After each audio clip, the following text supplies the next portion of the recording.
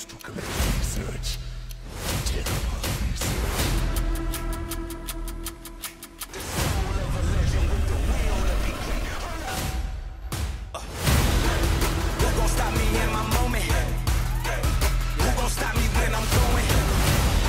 They can't break me, I don't back down. I'm like a king, give me my crown. Who gon' stop me high? Who gon' stop me high? Who gon' stop me high? Yeah, like a king, give me my crown. Who gon' stop me in my moment? Who gon' stop me when I'm going? They can't break me, I don't back down. I'm like a king, give me my crown.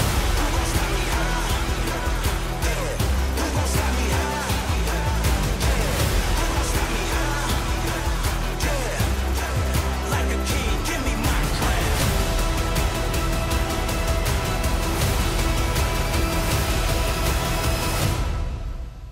What a beautiful day.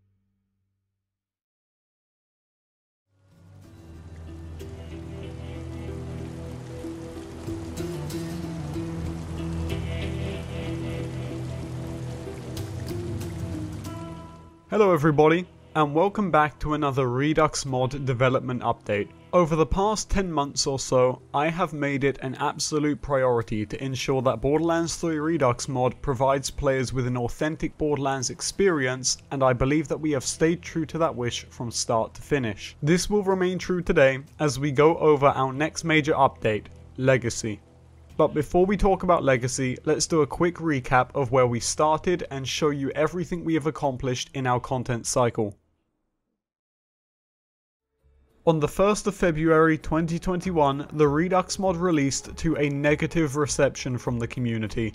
It was wildly unbalanced and ultimately filled with bugs. So over the next few weeks, we released over 9 hotfixes to correct these issues until the community response was positive. This was a true challenge for everyone involved in the project, including myself. It was actually where I had considered quitting the mod altogether. Luckily though, I stuck it out, and fast forward to the 24th of May 2021, we would debut the trailer for our first major expansion titled Redux Omega. A full upgrade to the mod, adding in countless new additions such as the new contraband rarity, or even things as wild as the 2 invincibles, Manticore and Omeganos. We also made an effort to rework the Guardian takedown and numerous other areas of the game. When the expansion dropped on the 10th of June, the community reaction was fantastic, and I personally saw Redux's player count almost double in size in turn. We continued supporting the mod with frequent updates as a result, and at this point I knew that it was time to start laying the groundwork for new and exciting things. So as a result, in July we released our next major expansion titled Redux Enter the Mainframe, which would see the debut of a new boss in the Malawan takedown, and even things like the return of the Interfacer shotgun from Borderlands 2. The update was brimming with positivity from the community, and to show our thanks, in August we would release the Loot Larceny mini event. We weren't just done there though, as in October we released our Bloody Harvest mini content drop as well. By now, I do hope that you can fully see and understand just how committed I was when it came to releasing new and exciting content for the mod. Today, I am excited to finally announce the end of the Redux roadmap, Redux Legacy, the final planned content drop for the mod, and one I am extremely excited to talk about. So why don't we take a look at it together? This update is a perfection of the mod. This is the largest item drop we've ever done for the mod, and perhaps the best one yet. I think the community is going to have a blast using all of the different weapons with their builds. We're actually introducing a new type of weaponry called Legacy.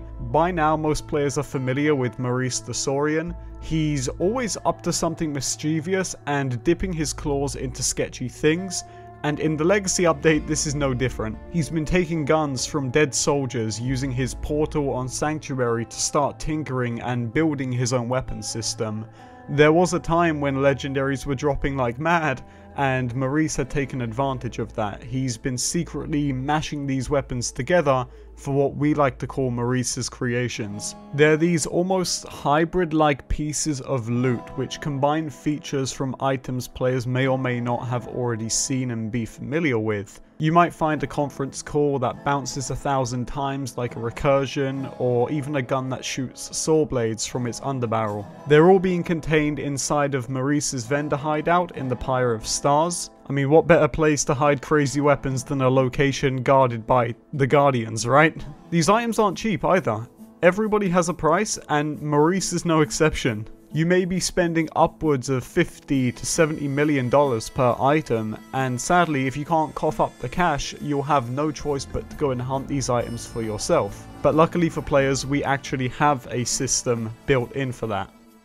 Maurice is not a pure soul. He's not someone who's looking to become best friends with everyone like Claptrap is. He's a Saurian at heart, you know, they're these shady characters, they're often after flesh, and if you can provide it, Maurice will do business with you. For the past few months, Maurice has secretly been doing business with what we like to call legacy hunts. They are these mean, nasty murderers which have been supplying Maurice with the carcasses of their dead victims. In return, they've been getting a steady supply of this new legacy gear fed to them, which is growing their power, and that's great for the Vault Hunters because it means that they go and get to take it back. Legacy hunts are really our take on rare spawns. They're like these mini raid bosses which you can fight at any time in your story like you would a normal enemy. If you decide at level 20 you want to go and kill one of them and grab some legacy gear for your playthrough, now you can. At launch we will have 4 of these beasts to hunt down, all of which have their own unique drop along with the legacy item pool also. It's so much fun and something I've wanted to do for a long time now, so I'm really excited to see how players react to it. When Redux first entered development, I worked hard to do the unthinkable and bring a brand new rarity to Borderlands 3. With its addition, however, we needed to place something in there to make it feel exciting. We did this at the time by putting in base game items as a substitute. This was a great idea until we eventually realized that it was possible to make custom items entirely. Due to this, we began vaulting certain pearlescent items and replacing them with custom ones all the way back in the Enter the Mainframe update. The Legacy update will be no exception, but this time we'll be taking a brand new approach to it. Instead of removing pearlescent items entirely from the rarity, we will instead be turning the current inventory of items from the base game into a fresh new range of custom items.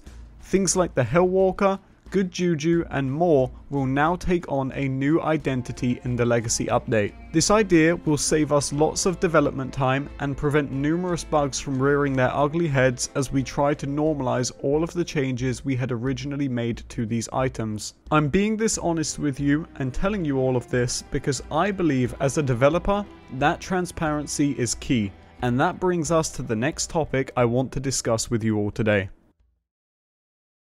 Version 1.1.0 Omega saw the debut of 2 new features to the Redux mod.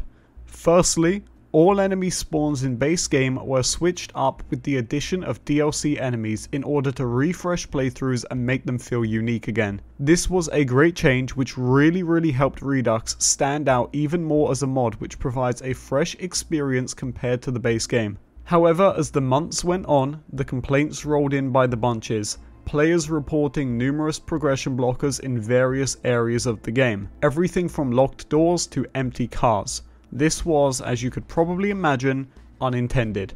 After some hard work via our amazing QA testers, it was discovered that players who do not own the required DLC were getting the worst end of the stick with this specific change. The selection of bugs found within the mod as a result of this addition falls on my shoulders and should have been better tested beforehand, so for that I apologize. In order to keep Redux a smooth sailing, clean feeling mod, in the Legacy update the enemy change feature will be removed. This is to ensure a smoother experience for players who are not able to purchase the required DLC, and it will inevitably save us from numerous bug reports going forward. The second feature that I wish to talk about today regarding the Omega update is Omeganos the Invincible. Before the DLC 6 announcement for Borderlands 3, I aimed to give players the vermivorous experience they had been hoping and craving for back when Borderlands 3 first launched. This was a great way to build up hype for the mod, and also to get players back into endgame, as it meant they had a new beast to hunt.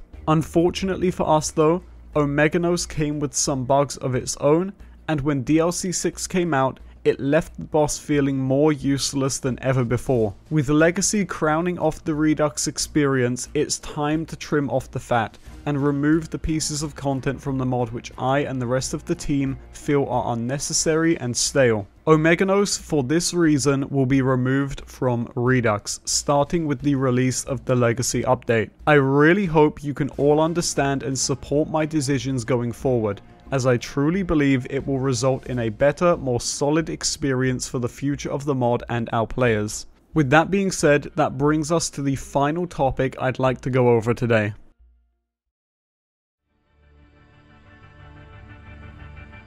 Since the start of the Redux mod, I always had a goal in mind to keep every feature feeling clean and bug-free.